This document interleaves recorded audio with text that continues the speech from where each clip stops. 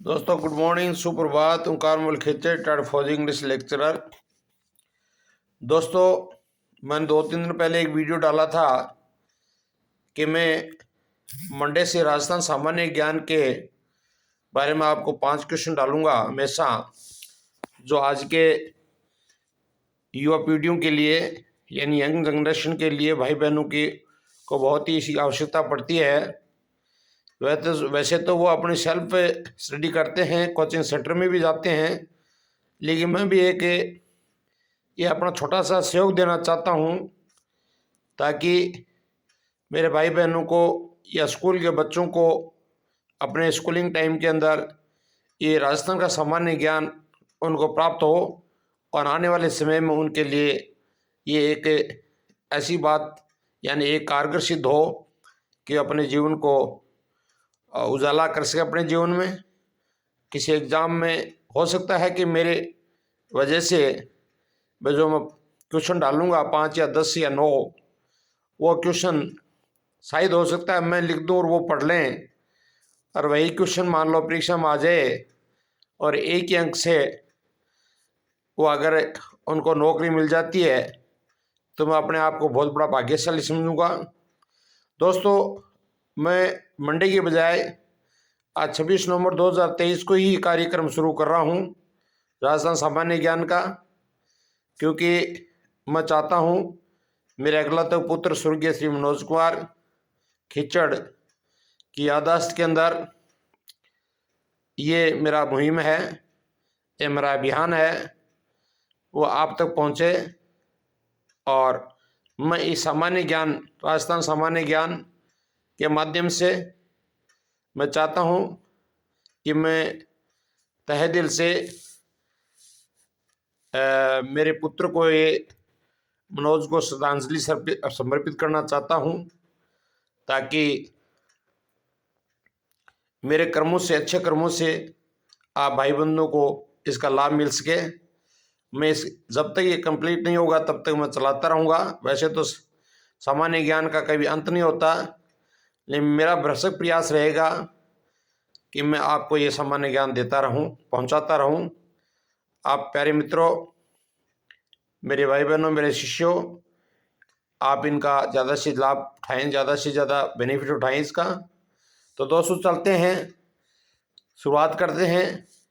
आज ही के दिन मेरा पुत्र मनोज था, उसका इस संसार में अंतिम दिन था, इसलिए मैं 26 नवंबर के दिन ही यानी 26 नवंबर 2019 का वो उसका अंतिम दिन था, और बड़ी हिम्मत के साथ ये मैंने दृढ़ निश्चय कर लिया कि मैं आज से ही ये कार्यक्रम शुरू करूँगा ताकि ये पुण्य कार्य हो। दोस्तों मैं ज़्यादा समय नष्ट न करते हुए आपको राजस्थान सामान्य ज्ञान हर क्षेत्र के ऊपर जो भी मैं सामान्य ज्ञान डालूंगा उसके ऊपर मैं टॉपिक डाल दूंगा। तारीख तो रहेगी लेकिन वो टॉपिक है, लेकिन मेरे क्वेश्चन होंगे वो राजस्थान सामान्य ज्ञान के कंटिन्यू चलते रहेंगे और उसमें पेज भी मैं डालता रहूँगा मैं। इसलिए ये नहीं होगा कि मिक्स हो जाए, मिक्स नहीं होगा। एक से लेके चाहे 1000 हो, चाहे 10,000 हो, चाहे 1 लाख हो, मैं सीरियल नंबर देता जाऊँगा और वैसे ही आप उसको अपनी कॉपी के अंदर मेंटेन कर सकते हो। ओके दोस्तों, ज़्यादा समय न नष्ट करते हुए आपको मेरी तरफ से शुभकामनाएं कि जो मैं वीडियो डालता हूँ राजस्थान सामान्य ज्ञान का, वो परमपिता परमेश्वर से प्रार्थना करता हूँ कि आने वाली परीक्षाओं के अंदर आपके वो काम आए और आप अपनी नौकरी लगें, आपके जीवन में खुशहाली रहे, मंगलमय जीवन रहे। चलो दोस्तों, राजस्थान सामान्य ज्ञान आज हम शुरू करें नदियाँ से। बहुत ही अच्छा टॉपिक है, क्योंकि नदियों में पानी होता है और पानी मनुष्य का जीवन होता है। 26 नवंबर 2023 को ओम नमः शिवाय द्वारा परमपिता परमेश्वर बोले शंकर को याद करते हुए आपको डाल रहा हूँ मैं। भगवान करे आपके सबके काम आए। प्रश्न नंबर पहला है दोस्तों, राजस्थान में नदी प्रवाह कितने रूप या भाग में पाई जाता है? यानी राजस्थान में नदी प्रवाह कितने रूप यानी भाग में पाया जाता है? तो इसमें 3 है दोस्तों। बंगाल की खाड़ी नदी, अरब सागरीय नदी और तीसरा है आंतरिक प्रवाह नदी। दोस्तों इसमें आपको आगे समझ में आ जाएगा। दूसरा प्रश्न, राजस्थान की कौन सी नदियां अरब सागर में गिरती हैं? दोस्तों इसके अंदर उत्तर है माही नदी, साबरमती, लूनी नदी और भी कुछ नदियां हैं, मैंने 3 का नाम लिखा है। तीसरा क्वेश्चन है, कौन सी नदी अरब सागर में गिरती है? लूनी नदी है दोस्तों। राजस्थान की कौन सी नदियां बंगाल की खाड़ी में गिरती हैं? दोस्तों बनास है, काली सिंध है, पार्वती है, गंभीरी है, चंबल है और भी नदियां हैं 1-2। ये दोस्तों आपके राजस्थान की नदियां हैं जो बंगाल की खाड़ी में गिरती हैं। उसके बाद है, राजस्थान की कौन सी नदियां बंगाल की खाड़ी के अपवाह तंत्र का भाग है? यानी कौन सी उसके साथ जाकर के जुड़ जाती हैं और बंगाली खाड़ी में गिर जाती हैं? बनास है, जैसे काली सिंध है, पार्वती है, गंभीरी है और ये सारी नदियां जाकर के चंबल मिलते हैं, चंबल जाकर के बंगाली खाड़ी मिल जाती है। तो दूसरा छठा प्रश्न है दोस्तों, अंतः प्रवाही नदी का नाम बताओ, यानी कातली। सातवां प्रश्न, राजस्थान की अंतः प्रवाह नदियां कौन सी हैं? ये ऊपर वाला ही प्रश्न है, इसलिए आगे पूछ लिया कि और नदियां कौन सी हैं। घग्गर नदी है, कातली है जैसे ऊपर बताया, लिक है, काकनी यानी काकानी, काकनी बोलते हैं इसको। छठा है मंथा, रूपनगढ़, साबी, रूपारेल, मेंढा और खाडेल। दोस्तों अगला है, इसी का प्रश्न निकल गया, काकनी यानी राजस्थान में जो नदी कौन सी प्रवाह की नदी है? ये आंतरिक प्रवाह की नदी है।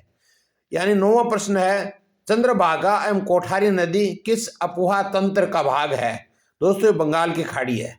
अब इनको मैं अच्छी तरह से समझाता हूँ आपको। मैंने दोस्तों सबसे पहले बताया कि राजस्थान के अंदर ऐसे कौन सी नदियां हैं, यानी सारी नदियां जितनी राजस्थान की उनको एक रूप में भाग में बांटा गया है। कितने भागों में बांटा? 3 भागों में बांटा है। जो नदियां बंगाल की खाड़ी में गिरती हैं, कुछ नदियां अरब सागरीय नदी में नदियां गिरती हैं और कुछ ऐसे नदियां हैं राजस्थान के अंदर वो आंतरिक ही रहती हैं, किसी में नहीं गिरती हैं, वहीं अपने अस्तित्व में राजस्थान में ही लुप्त हो जाती हैं। तो दोस्तों मैंने आपको पहले बताया कि जैसे अरब सागर है, ये अरब सागर का मैंने बताया, जिक्र किया आपको, जैसे माई है, साबरमती है, लूनी नदी है, ये अरब सागर में जाके गिरती हैं।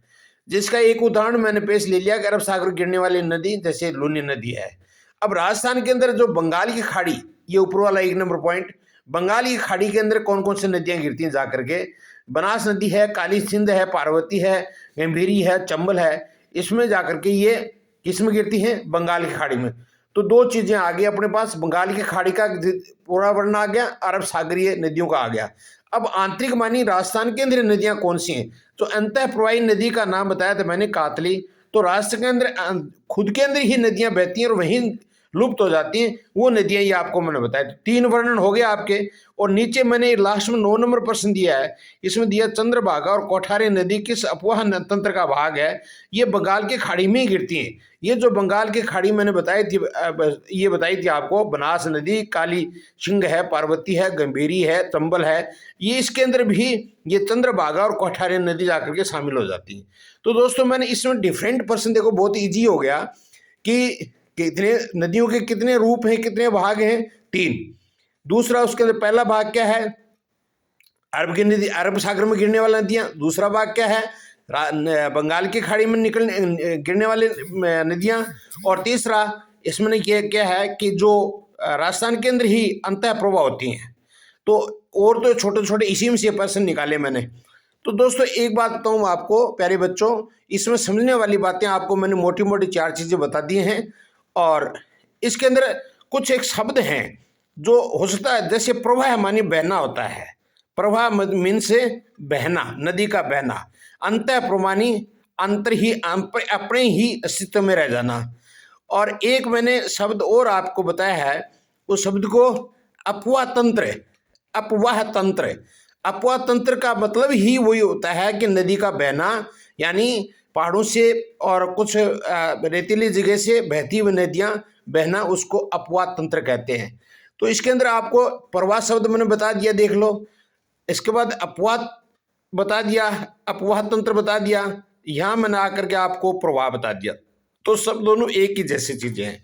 ओके दोस्तों, आशा करता हूँ कि आज का ये मेरा वीडियो आपको बहुत अच्छी तरह से काम आएगा।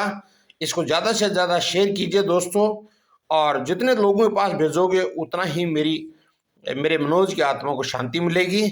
और मैं चाहता हूँ कि मेरा ये जो मोमेंट है, अभियान है, ये हमेशा के लिए वैसे ही चलता रहे। आपको बेनिफिट सबसे ज़्यादा रहे। स्कूल के बच्चे हैं वो अपना आज से इसकी तैयारी करनी शुरू कर दें। मेरे साथ जुड़िए और इसको आप अपने जीवन के अंदर ढालिए। Okay, thank you, have a nice day. आपके लिए दिन मंगलकारी मंगलमय हो। ओम नमः शिवाय।